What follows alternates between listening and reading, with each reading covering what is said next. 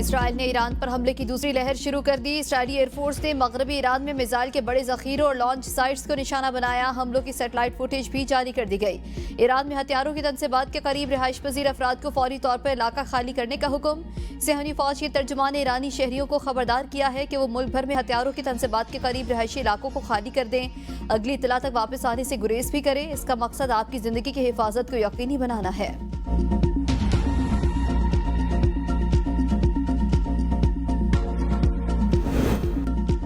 Israel ने एटमी तनसीबात पर हमला करके रेड लाइन क्रॉस की। ईरानी वजीर खारजा अब्बास अराक्ची ने प्रेस कॉन्फ्रेंस करते हुए कहा है कि अमरीकी फौज इसराइल को कैसे सपोर्ट कर रही है, इसका जायजा ले रहे हैं। इसराइली हमले अमरीका की हिमायत के बगैर मुमकिन नहीं थे। हमने इसराइली हमलों के जवाब में दिफाई कार्रवाई की। आलमी दुनिया को इसराइली जहरियत के नोटिस लेना चाहिए। ईरान कशीदगी को मजीद बढ़ाने के हक में नहीं है, नहीं चाहते तनाज़ा खित्ते के दीगर ममालिक तक जाए। चीन के इसराइली जहरियत के खिलाफ ईरान की मुकम्मल हिमायत का ऐलान। चीनी वजीर खारजा वांग यी का ईरानी हमनसब अब्बास अराक्ची को फोन। इसराइल की जानिब से ताकत के बेदरेग इस्तेमाल की शदीद मजम्मत। चीनी वज़ीर ख़ारिजा का इसराइली हमनसब से भी राबता। मशरक़ वस्ता में जारी कशीदगी पर इज़हार तशवीश। चीनी वज़ीर ख़ारिजा ने इसराइल को फौजी कार्रवाइयाँ बंद करने और कशीदगी में मजीद इजाफे से गुरेज करने का मशवरा दिया।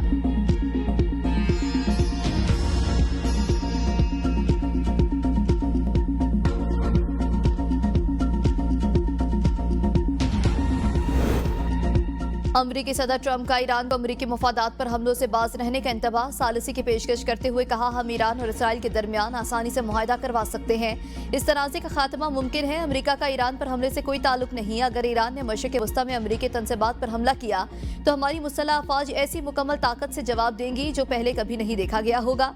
फौज की 250वीं सालगिरह के मौके पर खुसूसी परेड से खिताब में ट्रंप ने कहा, हमारी फौज कभी हार नहीं मानती। अमरीका के दिफा के लिए पूरी तरह तैयार है। दुश्मनों के लिए शिकस्त के सिवा कोई रास्ता नहीं। अमरीकी फौजियों की कुर्बानियों ने अमरीका को अजीम और नाकाबिले तस्खीर मुल्क बनाया।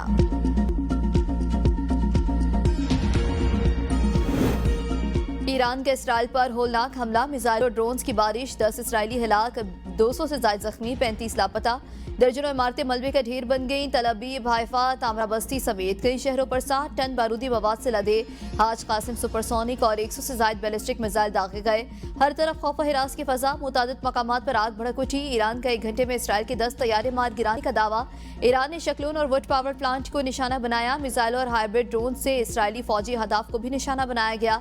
ईरानी मिसाइलों को रोकना इसराइल के लिए चैलेंज बन गया। इसराइली मीडिया के ईरानी हमलों में 4 खवातीन समेत 8 इसराइलियों के हलाक, 200 से ज्यादा जख्मी, 35 अफराद के लापता होने की तस्दीक। पासदारान इनकलाब इस्लामी के आला मुशीर ब्रिगेडियर जनरल अहमदी वाहिदी के मुताबिक ईरान ने इसराइल के न्यूएतम, ओवड और टेलनूफ एयरबेस को निशाना बनाया। तीनों एयरबेस ईरान पर हमलों के लिए लॉन्च साइट्स के तौर पर इस्तेमाल होते थे। पासदारान इनकलाब ने खबरदार किया है कि अगर इसराइल बाज न आया तो हमने मजीद बढ़ाएंगे। ऑपरेशन वादा सादिक सोम से बेगुनाहों का बदला लिया जा रहा है। इसराइली सदर ने कहा, हमारे लिए आज एक इंतहाई अफसोसनाक और मुश्किल सुबह है। हम मिलकर सोग मनाएंगे। ईरानी हमलों में इसराइली शहरी और तारिकीन वतन हलाक और जख्मी हुए।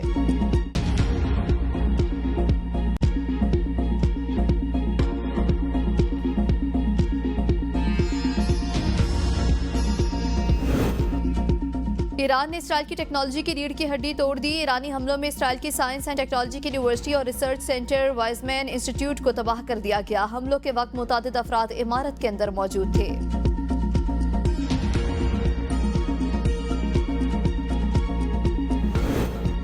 ईरानी हमलों के बाद इसराइल में खौफ हरास, शहरी बंकरों में बंद, अशिया खुरनोश की शदीद किल्लत, शहरों में हू का आलम, गलियां सुनसान, राशन पानी दवाएं नायाब, आवाम परेशान, जखीरा अंदोजी अरूज पर। सेहूनियों का सुपर मार्केट्स पर धावा। हमलों के वक्फे में तमाम शेल्फ खाली कर डाली।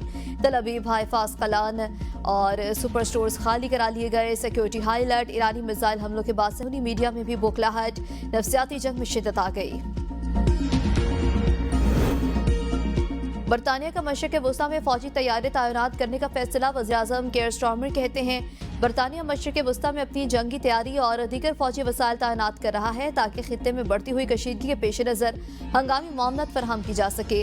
बरतानवी वज़ीर-ए-आज़म ने कहा कि हम ईरान के जौहरी प्रोग्राम पर दरीना खदशात रखते हैं और इसराइल के दिफा के हक़ को तस्लीम करते हैं, लेकिन सूरत हाल को फौरी तौर पर काबू में लाना ज़रूरी है। खित्ते में कशीदगी मज़ीद बढ़ने का खतरा। असरात आलमी मईशत और तेल की कीमतों पर भी पड़ रहे हैं। OIC के ईरान के खिलाफ इसराइली जहरियत की शदीद मजम्मत। हमले ईरान के खुद मुख्तारी, सलामती, बैनुल अक़वामी असूलों की खिलाफ वर्जी करार।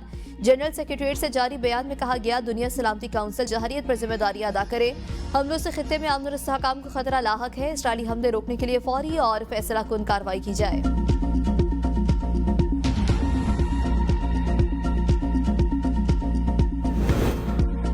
ईरान की मुज़ाकराती टीम के साबिक एडवाइजर प्रोफेसर सैयद मोहम्मद मरांडी ने स्काई न्यूज की एंकर को आईना दिखा दिया। सवाल के जवाब में कहा कि आपकी नजर में जहरियत सिविलियन इमारतों और सिविलियंस को निशाना बनाना एक अच्छा और मुहज़्ज़ब फेल है। जिस बिल्डिंग में हमारे कमांडर्स को निशाना बनाया गया, उस हमले में 60 सिविलियंस भी मारे गए, जिसकी आप जैसे लोगों के लिए कोई अहमियत नहीं। ईरान मुज़ाकरात के लिए तैयार था। ट्रंप ने नेतन्याहू के साथ मिलकर ईरान पर हमला किया। आप लोग इसी तरह सच को तोड़ मरोड़ कर पेश करते हैं। हमले से एक रात पहले ट्रंप ने कहा था कि हम जंग नहीं चाहते।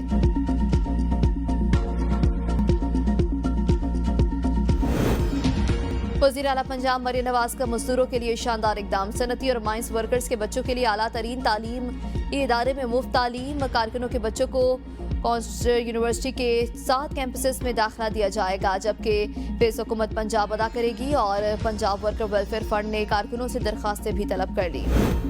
तासुब की ऐनक उतारकर पंजाब और खैबर पख्तूनख्वा में तालीम और सेहत के शोबों का मुआवजा करें। मुशीर इत्तलात खैबर पख्तूनख्वा बैरिस्टर सैफ का वफाकी वजीर अता तारड़ के बयान पर रद्द-ए-अमल। कहा, तालीम और सेहत खैबर पख्तूनख्वा हुकूमत की अवलीन तरजीहात में शामिल है। वज़ीर आला अली अमीन गंडापुर सेहत और तालीम पर खुसूसी तवज्जो दे रहे हैं। सेहत कार्ड प्लस के तहत सूबे के 44 लाख शहरियों को मुफ्त तिब्बी सहूलियात फराहम की गई। सेहत का बजट गुज़श्ता साल के मुकाबले में 19% बढ़ाकर 232 से 276 अरब रुपए कर दिया गया। तालीम का बजट 11% बढ़ाकर 327 से 363 अरब रुपए कर दिया गया है। खैबर पख्तूनख्वा के अवाम को एक बार फिर धोखा दिया जा रहा है। वज़ीर आज़म के मामले खुसूसी इख्तियार वली की न्यूज़ कॉन्फ्रेंस। कहा, पीटीआई झूठ पर झूठ बोल रही है। बानी पीटीआई ने अपने दौरे हुकूमत में खैबर पख्तूनख्वा को फंड्स नहीं दिए। सूबे में इस वक्त बच्चों की एक बड़ी तादाद स्कूलों से बाहर है। खैबर पख्तूनख्वा का बजट झूठ का पलंदा है।